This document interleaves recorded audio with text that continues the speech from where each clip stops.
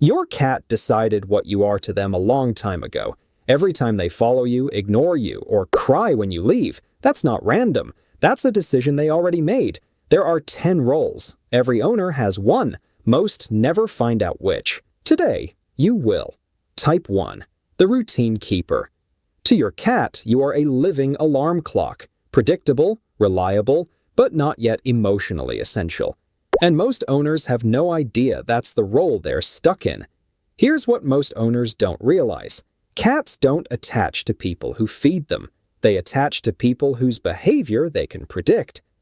A 2014 study in animal cognition found that cats memorize their owners' daily patterns with startling precision, not because they're hungry, but because predictability equals safety in their brain.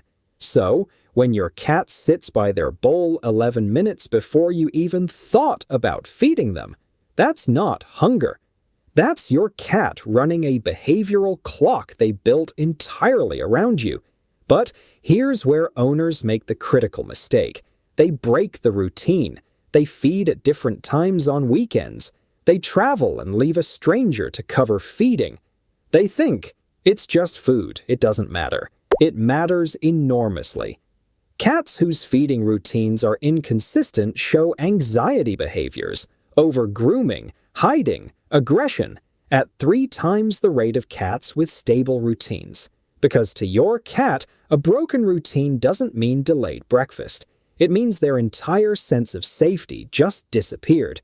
You're not just their feeder, you're their clock, their anchor, their proof that the world is predictable. Break that, and you break something much deeper than a schedule. Does your cat appear exactly when you're about to do something, before you've even moved? Type 2. The chosen playmate. Your cat doesn't see you as just an owner.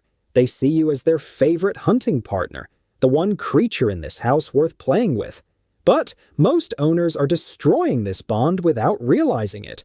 You play with your cat using a laser pointer. They go crazy chasing it, and then suddenly stop, walk away, and look almost frustrated. You think they got bored. They didn't get bored. You accidentally stress them out, and you've been doing it every single session. Cats have a hardwired hunting sequence: stalk, chase, pounce, catch, kill, eat. Laser pointers allow stalking and chasing, but permanently deny the catch. Nothing to grab, nothing to complete the sequence. A 2016 study in behavioral processes found that cats regularly denied the catch stage during play-develop anxiety behaviors, over-grooming, aggression, obsessive chasing that never satisfies. You thought you were giving your cat the best play session possible. You were leaving them psychologically stuck mid-hunt every single time. Switch to toys they can actually capture: feather wands, toy mice, crumpled paper. Let them catch it, bite it, kick it. Then follow every successful hunt with a small treat. This completes their neural reward circuit. Cats who complete the full hunting sequence show 71% less anxiety. Your cat doesn't want to chase forever. They need to win. Start letting them. Type 3. The safe place. In your cat's mind, you are a human shield, the only thing standing between them and a scary world. But most owners accidentally destroy this role every single time their cat gets frightened. When something scares your cat, a loud noise, a stranger, a sudden movement, where do they go? If the answer is under the bed or into another room, this is critical information. It means your cat doesn't see you as their safe place yet, and that gap is affecting every single interaction you have with them. A 2019 study placed cats in unfamiliar, stressful environments. The cats whose owners were present explored freely, showed fewer defensive behaviors, recovered from stress faster. The cats whose owners were absent stayed frozen, hypervigilant, took significantly longer to settle. Scientists call this the secure base effect, the same phenomenon seen in human toddlers with trusted parents. The owners who achieve this role don't do it through force or constant affection. They do it by being consistent, by never being the source of sudden loud noises or unpredictable behavior. The owners who grab their cat when scared, thinking they're helping, are teaching their cat that even you are unpredictable and frightening. Moments. Stop reaching. Start being still. Let them come to you. Within 2 weeks, the cat who ran under the bed starts running to you instead. Type 4. The territory. Your cat doesn't think they love you. They think they own you. To them, you are their property, and that distinction changes everything about how you should respond to them. Your cat follows you from room to room, and you think it's adorable loyalty. It is, but you're misunderstanding what's actually happening, and that misunderstanding is slowly pushing them away. When your cat follows you silently, not meowing, not demanding anything, they haven't decided they love you. They've decided you belong to them. Cats are territorial by nature, but their territory isn't just physical space, it's anything they've decided is theirs. Behaviorists call this affiliative proximity. They don't sit on you, they sit near you, just within reach, maintaining closeness without dependency. Here's the mistake owners make. They misread this closeness as an invitation for contact. They reach out, pull the cat closer, try to initiate petting, and the cat leaves. Every time you reach for a cat practicing affiliative proximity, you're breaking an unspoken agreement. They chose to be near you on their terms. You just violated those terms. The correct response is nothing. Sit still. The cat who sat 3 feet away last month will be on your lap next month, but only because you never forced it. Type 5. The mirror. Your cat doesn't just watch you, they feel you. To them, you are their emotional weather forecast, and whatever storm you're carrying, they're already inside it. You think your cat's mood is random. It's not random, it's yours. A 2020 study published in PLOS One found that cats living in close bond with their owners develop emotional contagion. They absorb and reflect the emotional state of the person they're most attached to. Anxious owner, anxious cat. Calm owner, calm cat. Depressed owner, cat who won't leave your side and you don't know why. Your cat has built a detailed emotional map of you, your micro-expressions, your breathing rhythm, the weight of your footsteps. And here's the part that should make you stop and think. Every time you come home stressed and immediately handle your cat, picking them up, seeking comfort, you are transferring that stress directly into their nervous system. You think you're getting comfort. They're absorbing your cortisol. Cats whose owners regularly use them for emotional regulation show higher baseline stress levels, more hiding behavior, significantly less voluntary affection.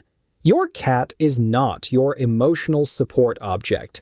They are a living creature who feels what you feel. When you're stressed, decompress first, sit quietly, let your nervous system settle, then let your cat approach on their terms. The difference in their behavior will be immediate and permanent. Type 6. The gatekeeper. Your cat has decided you are worth protecting, not from danger, from people. And every time you apologize for this behavior, you're betraying the trust that created it. Your cat is perfectly friendly until someone new comes over. Then something shifts. They get watchful, still, positioning themselves between you and the visitor. You've been calling this antisocial behavior. You've been apologizing to guests. You've been trying to make your cat nicer. Stop. You've been misreading this completely. What you're witnessing is called protective attachment, and it only develops in cats who have formed an exceptionally deep single-person bond. Your cat isn't scared of your guests. They're evaluating them on your behalf. The owners who handle this wrong force the interaction every time. They carry their cat over to the guest, encourage the stranger to reach out, try to prove their cat is friendly. This is exactly backwards. A cat performing protective assessment needs to complete that assessment on their own terms. The moment you force contact, you've overridden their judgment and damaged the trust that created this bond. Let your cat observe. Let them approach if and when they decide to. Tell your guests, don't reach out, don't make eye contact, don't engage. Cats allowed to complete their own social assessments warm up to new people 60% faster. Your cat isn't antisocial, they're protective. One of them is actually a compliment. Type 7. The healer. Your cat has decided you are broken, and they have appointed themselves, without asking your permission, to fix you. Most owners thank them by pushing them away. Your cat sits on your chest when you're sick, follows you when you're sad, shows up in the middle of the night when you're lying awake with something you can't name. You think it's coincidence, or affection, or just your cat being weird. It is none of those things. A cat's sense of smell is 14 times more powerful than ours. They detect biochemical changes in the human body, shifts in cortisol, changes in body temperature, hormonal fluctuations, before symptoms become visible or feelable. A 2010 paper in Medical Hypotheses documented cases where cats began fixating on specific areas of their owner's body weeks before a medical diagnosis was made in that exact location. But here's what most owners do that completely undermines this. They move the cat. They get up. They interpret this behavior as clingy or inconvenient and physically remove the one creature actively trying to help them. Your cat's purr vibrates at 25 to 50 hertz, the precise frequency shown in clinical research to reduce cortisol, lower blood pressure, and promote tissue healing in humans. When your cat sits on you during your worst moments, they are not being needy. They are doing something for you that nothing else in your life can do. Type 9. The parent figure. To your cat, you are not their owner. You are their mother, the one attachment their brain locked onto as a kitten and never let go. And most owners are destroying this bond by following advice written for a completely different kind of cat. When kittens are separated early or rescued young, their brain doesn't stop searching for a primary attachment figure. It transfers completely to you. A 2021 study in animals found that cats who bonded early with a human caregiver developed the exact same neurological patterns seen in kittens with their mothers: lower stress hormones, greater confidence, stronger exploratory behavior throughout their entire lives. Your cat didn't just bond with you, they imprinted on you. And here's the mistake owners make. They follow generic advice. Maintain boundaries, don't over-coddle, let them be independent.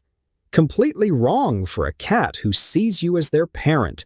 When you follow give them space advice with this cat, you're not respecting their independence. You're abandoning them in a language they don't have words for. The signs are unmistakable. They need your chest, a nursing memory hardwired from kittenhood. They nuzzle your neck when tired. They make a soft trill when you return that they make for absolutely no one else.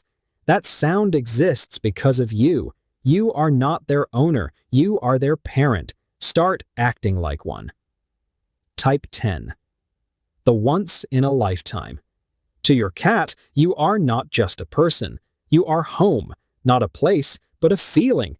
And most owners spend this entire relationship not realizing what they have until it's already gone.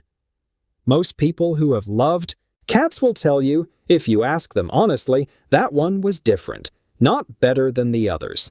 Different in a way that defies explanation, like the connection existed on a frequency you didn't know you had access to. The once-in-a-lifetime cat is all 10 types simultaneously. The safe place and the witness and the healer, all of it, all the time without effort. And most owners make one catastrophic mistake with this cat. They postpone the extra 10 minutes of attention. They skip the play session because they're tired. They assume there will be more time, more evenings, more mornings, more ordinary moments that feel endless until suddenly they aren't. Grief researchers call this disenfranchised grief. Loss the world doesn't fully recognize, expects you to recover from quickly. But the owners who carry this grief know the truth. It wasn't just a cat. It was a relationship that reached a depth most people never find, sometimes even with other humans. If you have a cat right now who feels like this, I'm asking you directly. Put down your phone after this video. Find them, sit with them, be completely present for 10 minutes, not later, now. Because some bonds don't come around twice. 10 types, one cat, one role they gave you, based entirely on what you've shown them. Which one are you? Drop your number in the comments, 1 through 10. And if your cat has you in the wrong type right now, tell me which one you want to be. I'll tell you exactly how to get there. One more thing. Next week, I'm revealing the exact behaviors that make cats emotionally withdraw from their owners, and the specific things you can do in the next 48 hours to reverse it completely. Subscribe. Because missing that one might cost you more than you realize.